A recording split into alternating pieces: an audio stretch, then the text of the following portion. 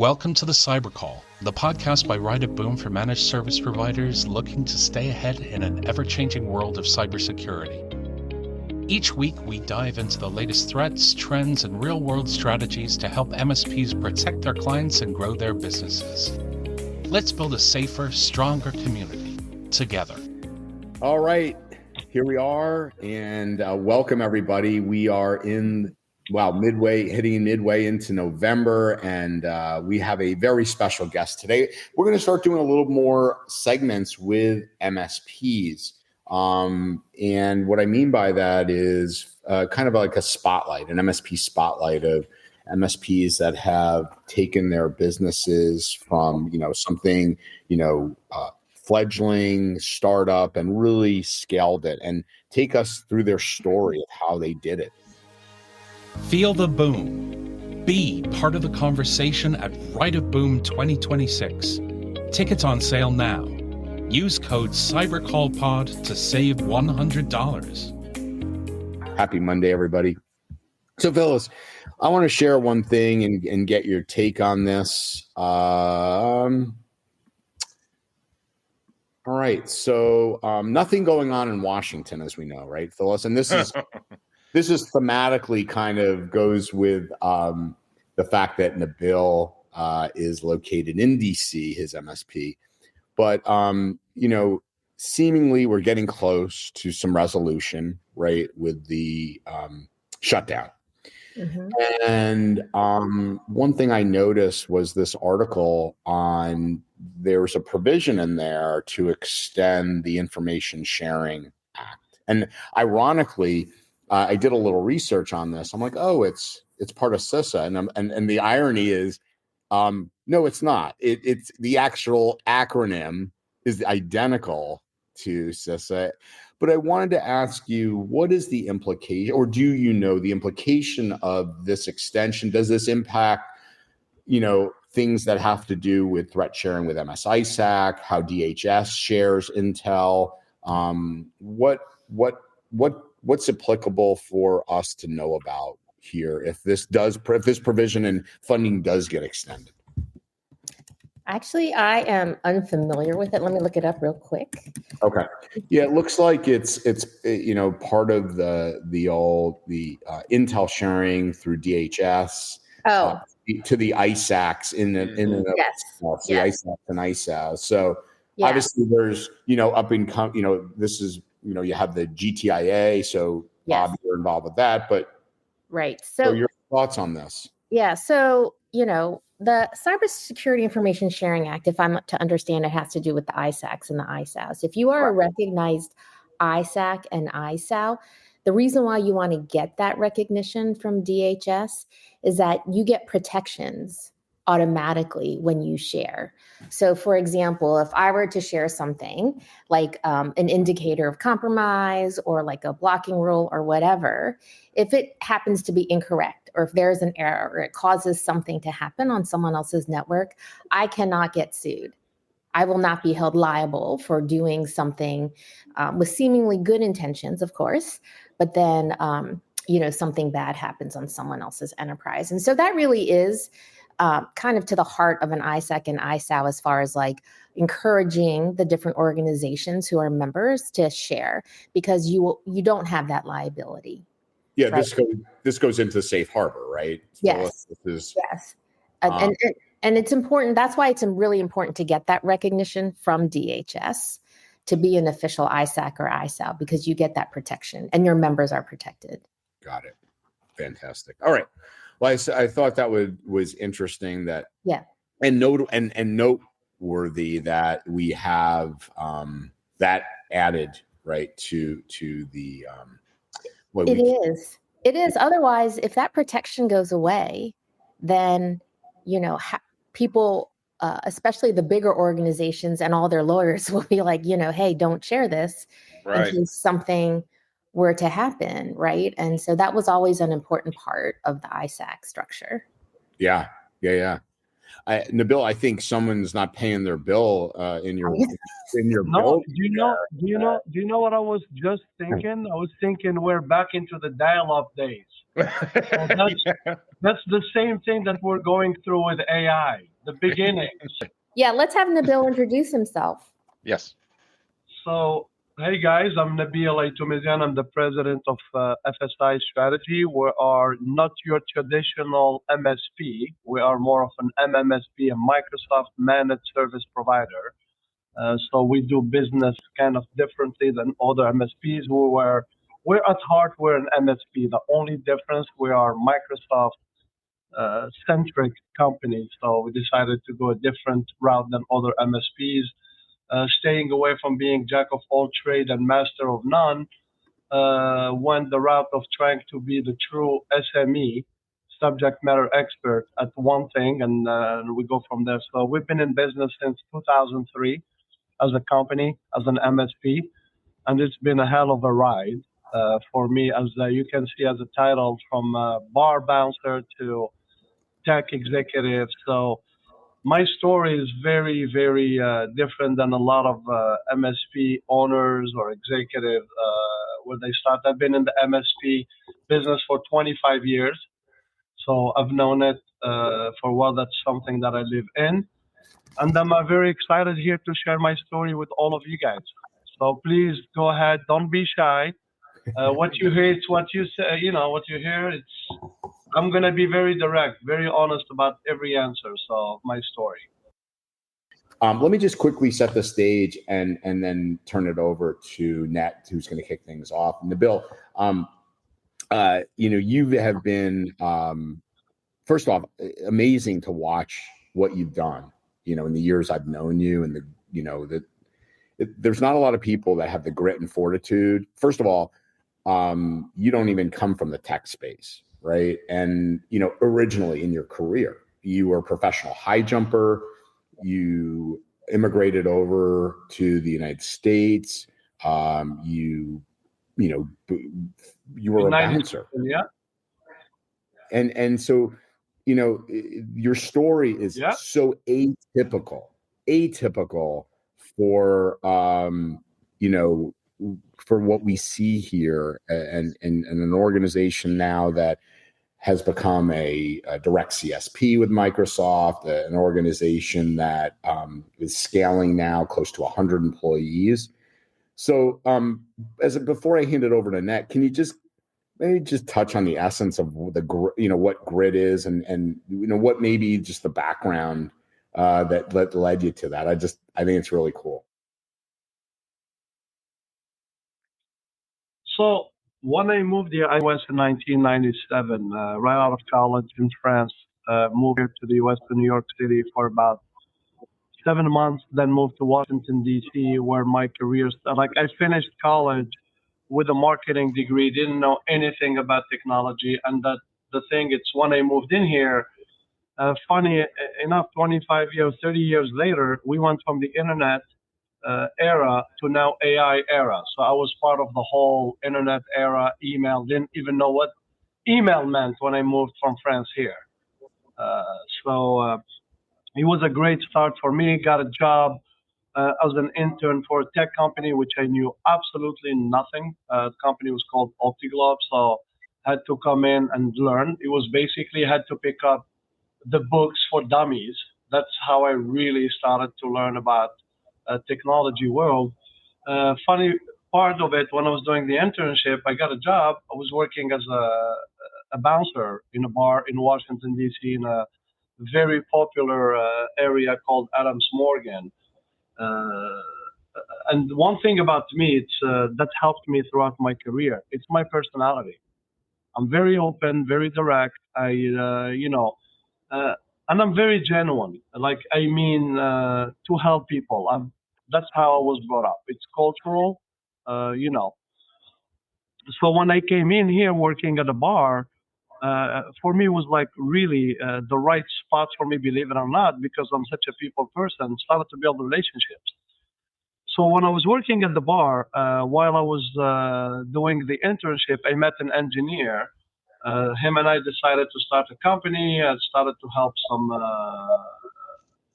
It started knowing a girl that we knew. She worked for a dental office. They needed help.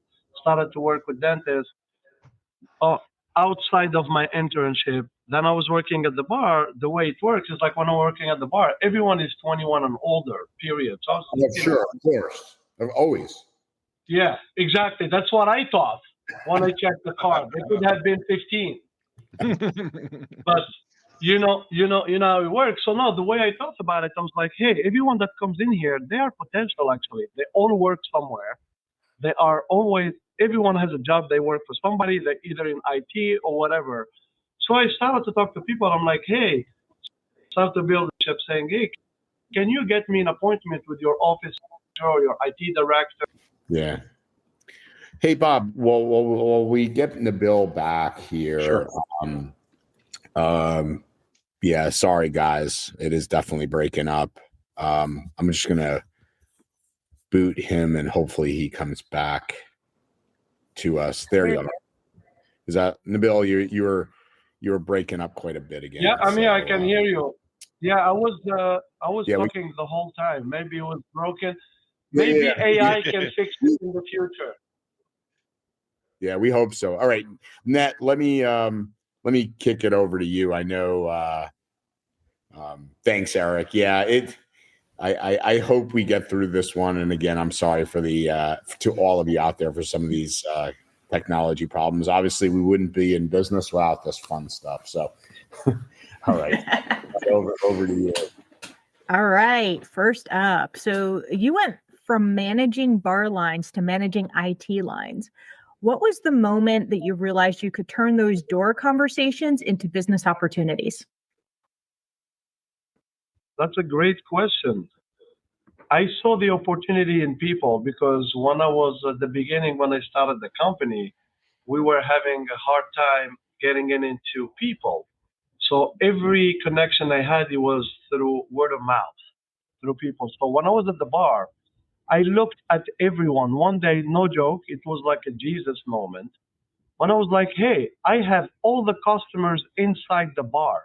Everybody that's in there is over 21, like we joked about it earlier, or I thought they were 21 and over. But let's say 80% of them were legal and they were working somewhere. So they were a true opportunity for me. It was a lead. So that's when I started to look into people, and they're all telling me, hey, I want to, because this is the thing I've learned. If you don't tell people about you, people won't know about you. That's one thing. People looked at me just as a bouncer. They didn't know what my life was during the day or what I've done or if I've done something else. So the way it happened is I started to tell people about me. That's what I do. Bouncer is like the weekend job that I had.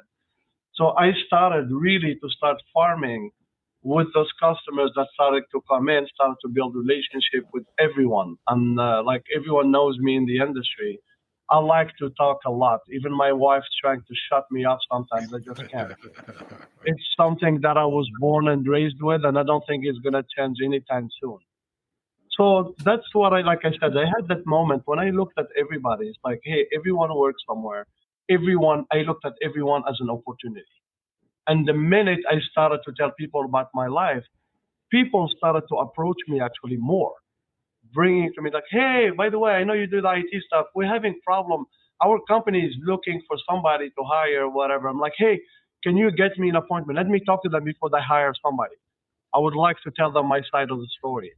So my job was promoting myself. I feel success for any company or any person. It's about promoting your own self. People need to know what you do, who you are. People do not buy from you just like that. They need to know you. They need to trust you. They need to know what you do. You're not going to be, talking to people thinking they're going to buy IT when they don't know you are selling any of the services that I was selling in the MSP. So my job was to make sure everyone knew what I was doing outside of just standing at the door. And it was a repetitive things over and over, but I can tell you, it was very successful because 99% of the meetings I got, it was all through the bar. So I didn't have to go work harder for it anywhere else. Which even when people were having fun, I was working. And To tell you one of the biggest things that I got working in the bar business, it's to learn about how to read people and situations. And the more you do it, the more you start you look at somebody and what they are up to, what's about to happen. You start having that intuition. You grow into it, and that helps me a lot when it comes to the business. Because yeah, go ahead. I was going to ask you, does it help you, maybe a silly question, Nabil, but does it help you read people in general, whether it's a sales situation, whether it's your employees, whether it's, you can sense frustration, you can sense different facets of dealing with people? I love you said it, because I do not think this is a silly question at all. I think it's like a very important question, because learning those trades, working at the door, managing chaos, because anything that has to do with bars or clubs are a bit chaotic. Same thing goes into the business. You apply the same principles when you read people, so it gives you the upper hand of seeing people. You can read them, so you can act on it quicker before things become bad. It can be on employment here, and happy employees, stuff like that you can approach earlier, because you can read those signs from your experience that you've got from people, the way people behave, even every day. Even somebody telling you hello one morning, that hello has a different sound to it, the way he's carrying himself. All that stuff are learning. I keep learning every day. Now it's the same thing goes. I'm learning through my kids. It's patience, that to come. You get the same thing out of the bar. But so for you to say it's a very important question, because learning those trades, they really, really help you manage your business and manage relationships with people. So, if there is something bad happened to the customer or whatever, here in my company, the bar business have taught me how to handle those kind of situations when you're dealing with either a drunk person or an aggressive person. So you're going to learn how to work with different personalities in a different way.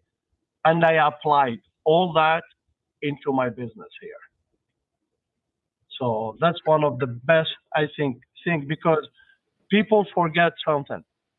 Business is run by people, period. So all those businesses, at the end of the day, they're all the same. People are always in there. That's the common thing. It's the people. So. All right. Let's move on to our next question. Most people separate their day job from their dream. You blurred that line. What mindset allowed you to see opportunity while others just saw another shift? That's it's funny. I never really separated them. I treated every day I went to work at the bar, I treated it as a networking event. No joke. It's so funny. My approach was very different. Where people were coming out to have fun, I was really networking. I was working. I was building relationships, because doing business is about relationships. It's working with people. I was building a pipeline, and my mindset was simple. Don't wait for the doors to open. Knock, and if it doesn't, find a window. That's a thing that theory I tell people. They all laugh about it. Every house has one door, and 95% of the time the door is closed. Everyone checks the door, but no one gonna checks the 20 windows, correct? Nobody. I don't know anybody every night before you go to bed, you check every single window that you have. The way I look at it, when the doors are closed, find an open window and get from them. So I'm always looking for that kind of opportunity. So my dream, always, I always aim high. I look at it, there is one way to this world. It's 6 feet under. So I want to go all out. while I'm doing it, I gotta be nice, be a good human, help when I can. So my end goal here, it's to succeed. But while I succeed, people who are around me, it comes from my the people I work with, or my family members. I want this success to be enjoyed by everyone around me. Otherwise, it has no taste. So I don't know if I answered your question, but Yeah, that was perfect. So what lessons have you learned from being a bouncer that carried over into running an 85-person MSP, especially when it comes to reading people and de-escalating situations? I will tell you, it's treating people right, with respect. When you do that, I think it will take you a long way. And I'm trying to teach this to my kids. You need to earn respect. And then when you have that and you respect others, people will always be there for you. So that's for me, it's like the biggest lesson I've learned. It's about the respect. That's because again, we are dealing with people. So kindness and respect will take you a long way. Yeah, that's a good one. Absolutely. So you started by asking You know, like bar I tell people, if you want, yeah, if you want to, go ahead. So you started by saying that you were asking your bar patrons for meetings. What did that script sound like back then? And how would it sound today if you were doing it?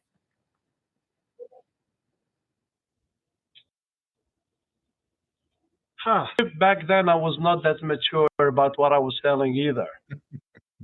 So it was, right now, it's like more of a third. The approach to it back in the days, it was like more of a direct, friendly, on technology. I was not, again, the maturity level as a business person wasn't there, was the beginning for me. So a very simple approach to it. Hey, can you get me? Do you guys have IT in your office? Yes or no? Okay. Can you get me a meeting with your office manager if they didn't have an IT person? Now we're talking with my maturity. I talk more about business than technology when I'm talking to customers, when I'm meeting with executives or anybody. As a man, I want to learn more about their business, but more about the business than the technical side of it, because I think the new approach for where we are living in the AI, you need to understand the customer's business, how they are that business, what are the things they're going through. I can apply the technology part of it. Beginning as a bouncer, it was straight selling services. I did not know much about them. Now things have changed, and that makes it, through my whole years doing this business, the approach is very different. It's two different approach. The first one was the very direct approach, trying to get the meeting and going there. Now it's more about the business and the customer you're trying to go after. So building that trust, that relationship, and it should be nothing about technology. You need to learn more. That's what I've learned, and I think that's what I'm seeing a lot of success today. So. Fantastic. And with that, I'll hand it over to Phyllis. Awesome. Thanks. Your story is fascinating and inspiring. So thanks for sharing. So you've become one of Microsoft's, you're welcome. You've become one of Microsoft's go-to partners for SMBs. So how do you think your organization, FSI, how did you get your organization to stand out amongst all the other MSPs in your space? So we went all in, like we did not want to be just with Michael. We're not trying to 100% Microsoft. So the reason why, around 2014, when Satya Nadella joined Microsoft, and he was cloud first, mobile first. the whole change when Microsoft, different company as of November 2020, 2014. I was never like a big fan of Microsoft. They can say it, whatever, but now I love Microsoft for the reason of whatever they have built works really well with even these, all their things work really well. And they are like the perfect for us solution for the SMB. You can see for where we are standing today as an MSP, their solution is one of the perfect that we found. So no matter how bad, that scrappy energy is part of the two, like who we are as a.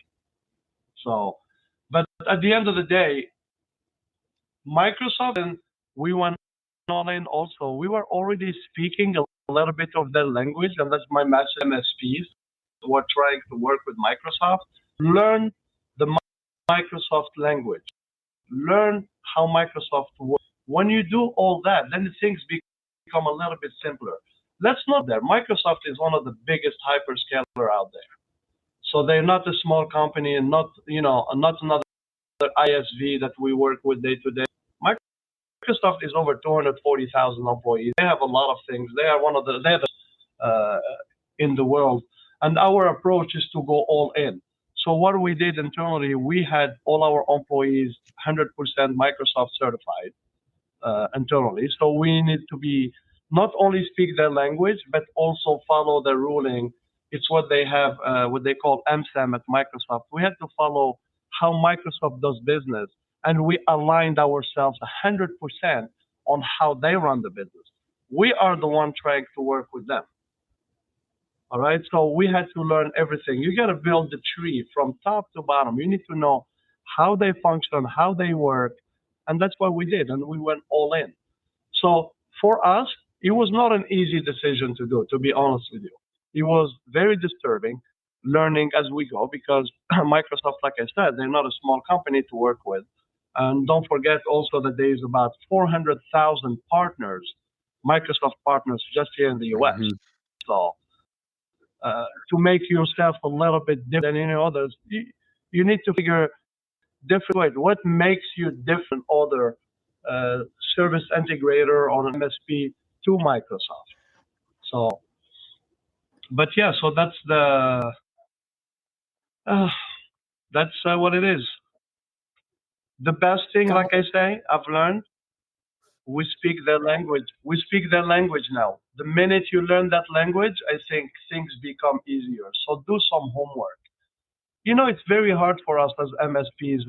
We have limited sounds, whatever, to put somebody to specialize only on Microsoft to work on that relationship, whatever. But I can tell you, a little investment can go a long way with Microsoft. Really. Like if you put the time to it, there's so much you can do as an MSP or service integrator. Go ahead, Andrew. Yeah, I was going to say, it's my fur dog. I'd like you to maybe talk about that. I mean, I'm taken aback by, I can't imagine Microsoft calling small SMB customers. I mean, they they don't even, like, up until a few years ago, even MSPs are, your size, and MSPs with 50,000 endpoints, they're starting to understand the size and scale. But to have my suspicion, whatever your name is, my fur dog, is it's someone posing, quote unquote, like as a Microsoft person and trying to get your customers' business. That is not something Microsoft does, but I'd like to hear from you, Nabil, who knows the engine very well. And then, like I hear it every day, by the way. Every day I'm talking to MSP CEOs, and, to a lot of people, they think I'm crazy. We are, as a company, because FSI is myself and my business partner, who is the CEO here. When we made that decision, everybody thought, like, you are out of your mind. You're going to be wasting a lot of money. Nobody ever gets anything out of it. So the way we did it, we hired a consultant about 3.5 years ago who came in, knows the Microsoft ecosystem inside out. That's somebody who's been in it for 25 years, because we tried for 17 years and there was absolutely no result. We just didn't know how to work with them. It was just the honest truth. It's what happened to us, and that's happening to a lot of MSPs, and that's why I am here to help any MSP. And like I said, there is a $2.4 trillion business in the SMB world.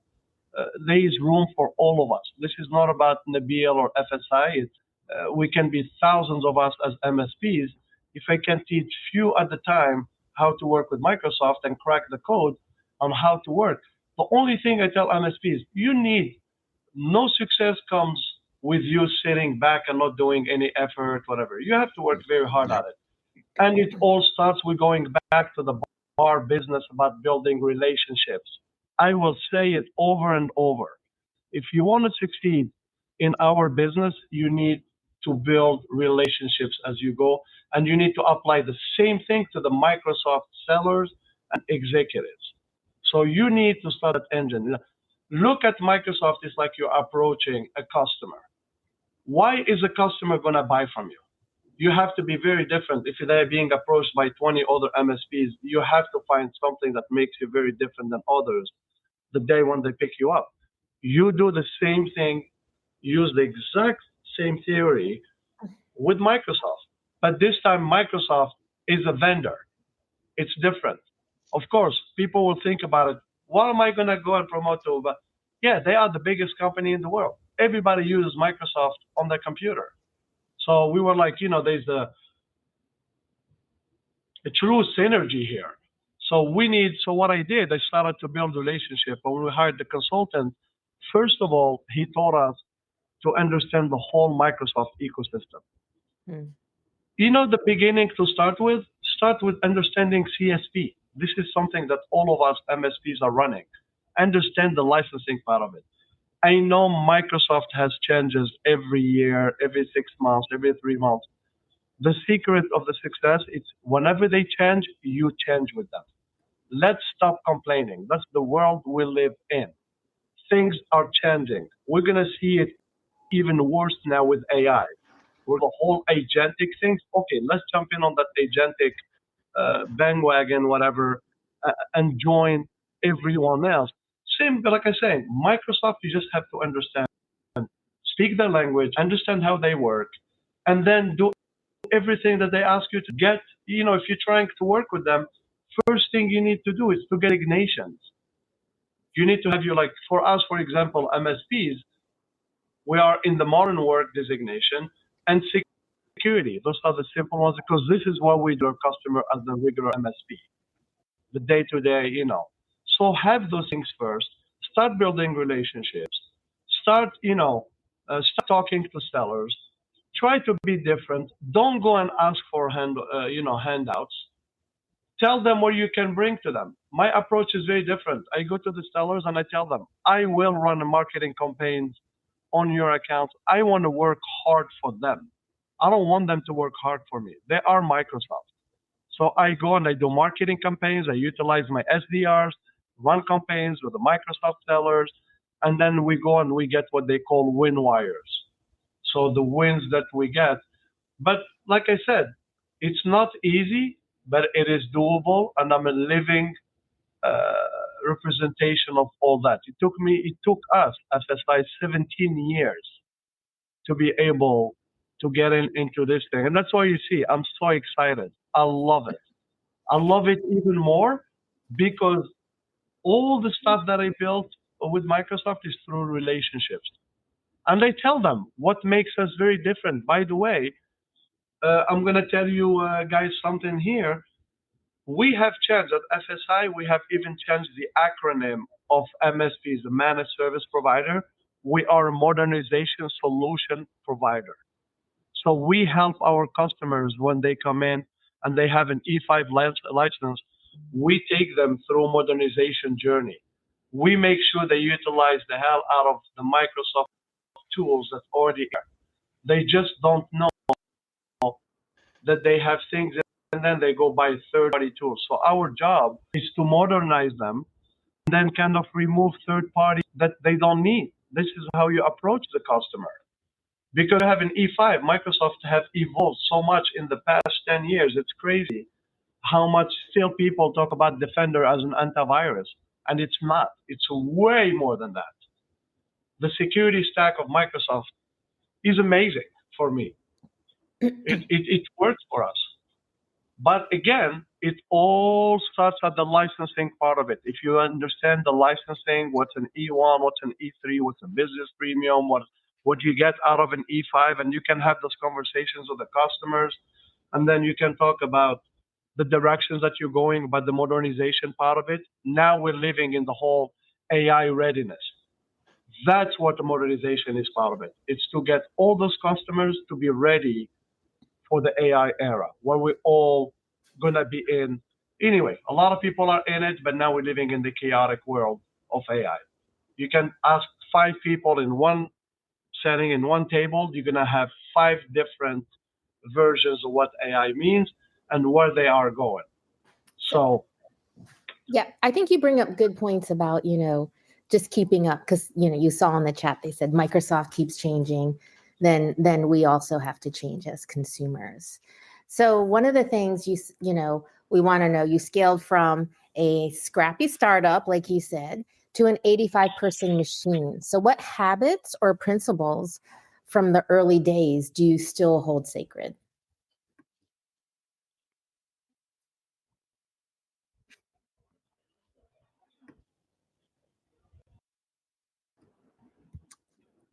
do you mind repeating the question? It's like when yeah. part of the dial-up. We're going back 25 years. Yeah, sure. So what principles or or habits that you still hold true today that has helped you in your business when you started off just as a small organization and now you're much bigger at 85 people? Be yourself. The business is about people. That's it. Mm-hmm. My principle is never forget that we're doing business with people and treat people like they deserve to be. Because at the end of the day, at FSI Strategy, it's not about Nabil or my business partner Reda. It's about everybody that works over here. We're not building an iPhone here, whatever. We are a service company. It's about people. So my principles are always the same. It's about the people. Keep that people culture in the company. So, and that's what I think helped us grow to the level where we are. We always kept it in the people, culture. So. So working with Microsoft so closely means walking a tightrope between innovation and dependency. So how do you keep your organization from becoming too dependent upon a single ecosystem? That's a good one, actually.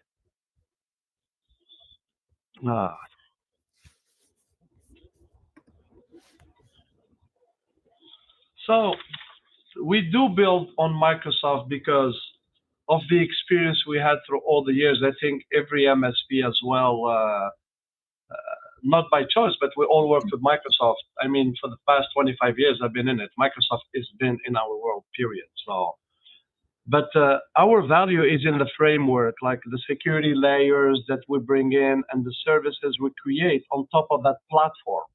So what we love about Microsoft at FSI, we call Microsoft our platform. All right, this is where it all starts, whatever. All right. And then from that platform, Microsoft is our foundation as well for differentiation.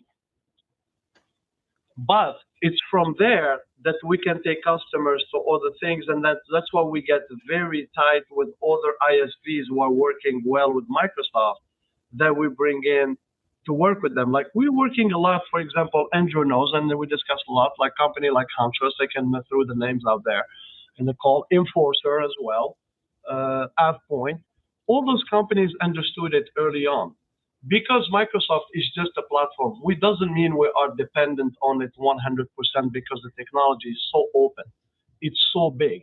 But all of us need that framework, that platform where we can start.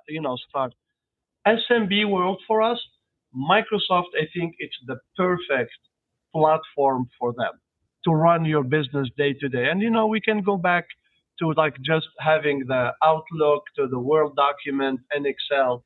people were still running their businesses like that.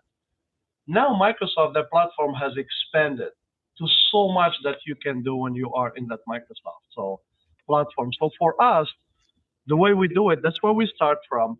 And that's why we start going out and finding those partners or other ISVs that, for example, hunters to put the security part of it, to give the 24/7 for us, stuff like that. So, but for us, I look at it as like the perfect platform for any SMB, if you ask me. I would not go anywhere else. Nabil, I think it's almost like, and so I'm in full agreement with you. If you think about companies like accounting organizations that support maybe a Mass 360 or even, Dynamics accounting solutions, or the bigger ones that support SAP and we have a huge advantage because of the recurring services that we can surround ourselves that you've just put out. If you're in a narrow vertical, and it's like a lot of times it's a one and done, right? So I see it as a huge opportunity. That I just want to put that. No, it's fun. No, I'm glad you talked about it, and this is a subject that I discuss a lot. For example, about when you are in the Microsoft world, a lot of people look at it. It's a one and done in the way you do a project and you're gone, correct? But I'm going to throw like a big nugget over here, which people, again, always keep asking me, how are we doing to get to work with Microsoft closely? You need to not only try to be different and check all the box to be a good partner with Microsoft, but you need to create something very than other, either MSPs or SI, the big ones that work with Microsoft. Like, for example, we created the configuration around, business premium, whatever, for a customer, which we call safeguard. So we go to Microsoft with the configuration that people have, because one of the most unknown things is people have licensing and they don't utilize them. So we go in there to that platform, we configure it, we make sure they know that they're utilizing the hell out of their Microsoft licensing. And then on top of it, like I told you, it's bringing in. Andrew, can you just repeat it one more time to the direct question so I can nip it? What are you looking into understanding from that? I wouldn't say it was a question. It was just more of a statement that I'm in agreement with you that I like the way you look at Microsoft as a platform versus, consulting firms, they're very, I think, relative to us, are very limited. That's all I'm saying. This is what I was going to say. So when you get to Microsoft, so more than 90% of, I think, work that we get out of Microsoft is project. The way we do it is very differently. When we get a project, as an MSP, I'll tell you, this is the old bad behavior. When we do a project for a customer, we need to run away after if they're not interested in MSP, correct? You go talk to the customer, they're like, we have people, we have our IT department, we're not looking into it, just help us with this project. It's a Microsoft thing, they don't, When you do that, put them back into your marketing campaigns. Keep the relationship going. This is the mistakes we've made in the past. It was a once and done. We do a project, we leave, because they have no interest in MSP. Not anymore. Now when I do a project, I build like a whole marketing campaign around it, utilize our SDR, keep the relationship, do another project. And now we are in the AI era, which we're all talking about, either Copilot readiness or AI readiness. Start talking to those customers. The mistake in the past also, when we talk to customers when we do projects, we never told them what else we do. They only know you. If they hired you, let's say for an exchange project, they're going to think about you're just exchange and done. No, keep the conversation going. The end goal at FSI, it's an MRR. It's an MSP project at the end of the day. Start with the project, start slow, build them on your marketing campaign, and it's an MRR. And for Net, I'll go to you. Let's just springboard off of what Nabil said with AI. I mean, for someone that has focuses on vCISO, this is where you can come in and start talking about their data. Again, most companies, you ask them about data and data governance, they'll look at you like, what are they? So you have to bring it in business terms, right? What are your contracts? Like, what are the important things, intellectual property you may have, right? This is where we can start to, without telling them we want to sell them a vCISO service or some way of, getting their data governance in order. This is, I think, a springboard of what Nabil's talking about, Yeah, and I would actually say you should probably include some vCISO time in your AI project to incorporate some of that, so they see what the value is that this particular position brings, so that you're going to go ask them like, hey, we did a great job on this project. You want to extend and have a contract with vCISO services. They've already had a taste of it. They already see the value that that person can bring to their organization. I would say any projects that are touching on any type of vCISO services, any type of security advising, you should probably add a few vCISO hours into projects like that so that you have that opportunity to keep it going. Yeah, they also and then we're doing that. And no, what I was going to say about what Ned said, it's pretty amazing actually, because CISO is so important also when it comes right now. Let's say we are in the Microsoft ecosystem. CISO is so important because, everyone is talking about security for AI readiness, but no one is talking about security after the AI readiness when you have the agent, the après. Everyone today is talking about the readiness, whatever, but no one is talking, people are already building agents. No one is talking about, oh my God, how are we going to keep moving forward and securing that agent, because now we're just getting that ground, the beginning of it is helping them for their security readiness, data cleansing, security readiness, and all that is the beautiful story of the whole AI journey. But how about now people already have agents? What the hell, what are you doing? What are the plans for security? What is it? And that's why I feel like CISOs today, they need to be included no matter what, any conversation. Security is the number one priority for any customer.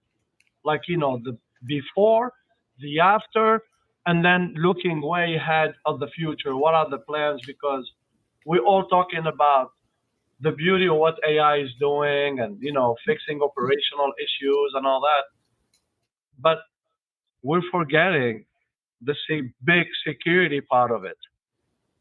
Hey, how about what are the hackers doing? Utilizing that beauty stuff, the good stuff that we're talking about. How about them? How are they getting ready to utilize AI to harm the rest of the world? So, those are the things. This is the world that we're living in. And that's why I think security, it is the number one priority for any business today, because all of us are at risk. And the more now we're getting into this whole AI era, it's only going to get worse and worse and worse. So. Okay, thank you. I'm in the interest of time, I'm going to hand it over to you, Bob. All right. Thank you. So Nabil, once again, another thing we had in common, you were a bouncer at a bar. I was a bouncer in the football dorm. They called us resident assistants, but don't kid yourself. It was a full-blown bouncer job trying to keep those gentlemen in order, right? So another thing and reading people was a key. So I'm all with you on that.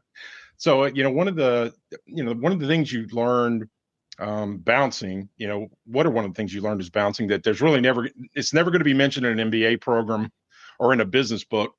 But what's one of the key things you learned is bouncing, that it helps you get where you are today? Again, we go back to the respect side of it. Mm-hmm. And that's what I've learned the people, whether it's someone at the club or in the boardroom. I mean, you got to treat people right, in the right manners too, it's, and then one thing that I've learned is humility. I learned it very, very fast. That's a big thing. That's something that I've, learned a lot. Yep. So go ahead. No, I was going to say, it's funny because you see in the two world, no title really makes you who you are. It's No, right. That's who you are as a person. Right. No title is gonna make you who you are, and that's what I realized. It doesn't matter what job you do or where you are, what industry. At the end of the day, it's about you. That's how you are, how you behave yourself. So it's the same, Yeah. That's the lesson I've learned: humility and respect. Yeah, I agree 100%. So, most of the MSPs really struggle to get beyond like service delivery. I think you and I've talked about this before. So, what helped you guys break out of that break fix tech guy sort of personalities in MSP and then actually get a seat at the table for strategic discussions with these customers? What tactic helped you do that? We just stopped talking about IT. We talk about outcomes. People need to stop. I mean, that's how one of the things, like the problem that we have in our industry. Everyone is shoving IT into all those executives. They're not technical people. Right. Those people I want, when you're talking to a CEO, he wants to hear more about the outcome. He doesn't want to hear about your technology or whatever. I'm not a technologist myself. So you're going to lose me at hello when you get too deep. I'm like, you're talking another language to me. And I think this is where we see the big, problem. So so we stopped talking about IT. I stopped talking about IT. I talk more about the outcomes, like what's going to come out of this. So that's our approach. So yeah, makes complete sense. So you guys have kind of been right in the middle of the AI ecosystem. And startup. one thing. He's still going. We help organizations work smarter and stay secure. Because one thing I've learned about security, you need to educate your own people. And that's what I'm telling. It's not about just slapping a technology, but I feel like training and, teaching basics to your users. Because look, you guys are in the, in the cybersecurity world. You know it. People always come in through people. Who makes the biggest mistake to click on the wrong link or whatever? It's always people. So we need to change the way we behave. We need to train those people, teach them a little bit, train them. That's one thing we've been losing track of today. Yeah. So. Yeah, I agree with you. I spend a lot of my time in the training mode, as you know. So you, Nabil, you guys are in the Microsoft AI ecosystem and been using it up close. How do you balance adopting AI tools with ensuring that you don't lose the human edge of your personnel as a part of that process? I think that's a great question. If I had the great answer for you, I'd be in the $1 billion because everyone wants to know that answer, right? No, but so actually, the way we are approaching this whole AI journey ourselves, it's really not about replacing the people. It's actually making people better. Utilize AI today. It's like, for example, I don't know. I think Andrew knows, and I think Bob has spoke with you before. We were a ConnectWise shop for 16 or 17 years, and about a year ago, we moved everything to Dynamics. So we drink our own Kool-Aid, and we love it. We're running our service desk from Dynamics. Yes, it was not an easy thing to do, but we went to it, and now we're utilizing Copilot, part of it, to help us to the marketing, in Dynamics, sales as well. So we're utilizing that. But our approach, again, it's not to replace people. It's actually to do more with less. Actually, now it's going to help us grow without having to bring in more people. Yeah. Instead of just going to get rid of people, now it's that time where we can keep what we have and grow without having to bring in people. It's utilizing By the way, in the AI era today, a lot of people are utilizing automation and they're calling it AI. That's correct. So that's what I think. There's a lot of confusions. We're gonna soon have to figure out what is like doing configurations, whatever. So I mean, that's where we are today, and we are loving it. So for us, we want to move forward by keeping what we have, and then also training our people to utilize AI towards the advantage to make them better. Look what it did to me. It turned a donkey into a horse race. No joke. AI, and I'm going to say it right now, Andrew, you're going to have the exclusivity right here. I got diagnosed about a year ago with dyslexia, all right, because of my 7-year-old. I can say it in the open. It's a one-way world, by the way. We're all going to end up 6 feet under. Everyone heard this from me. So, but my point to you, when Copilot came in and everyone was complaining at ChatGPT, it became my true translator. I am a smart person, but don't forget, I came from another culture. My communication, even I've been here for 30 years, these words, I cannot say them the same way, whatever. With my dyslexia and being an immigrant that, had to learn English in the past 30 years, come into this, AI has put everything I always dreamed of into words. Give you a quick example. Every time we go to a meeting with my business partner, with the customer, and I'm talking, they see my passion, and then my business partner stands up and says, let me tell you what Nabil means by this whole blah, blah, blah, blah, blah he was talking about. I told him he's fired last year because now AI puts it into words for me. I no longer need him. So my point to you guys, for me, AI has made my life so much easier. A lot of things I struggled through. I'm not the person that loves to read. Never been. It's not going to change. AI summarizes things for me to understand them, what I need to understand. And one thing people are forgetting today, knowledge today is democratized. That means any of us can get any information we wanted in the milliseconds. You can be almost a doctor if you want to, which I'm seeing people are going crazy. They type on ChatGPT how to fix your son who is sick, whatever. But my point to you, you can get any answer and educate yourself through AI. We have that. Knowledge has been democratized. There is no reason for any employee or any person to say, I don't understand it. You can go to any AI tool, ask it the question, it will give you the answer. Yep, very much so. One thing, I dropped a link to the Salesforce study, but this is on the AI topic, that it said 63% of business leaders feel like they're ready to take advantage of AI, and 83% of the data analysts say our data is not in good enough shape to be able to layer this on top of. So you can see the gap, right, between the leadership levels and the analyst levels for sure. Go ahead. Bob, can you put that in the internal chat and I'll push it in? Yeah, I would do that. I would do that. I know we're at the top of the hour. But one thing I would say, Nabil, is, when I think about what you just said, and by the way, I'm just putting this link as we close things out in chat for everybody. Nabil, when I think about what you just said, by the way, my son has dyslexia and I can relate to it 100%. And, it reminds me a lot of ways of the early days of RMM.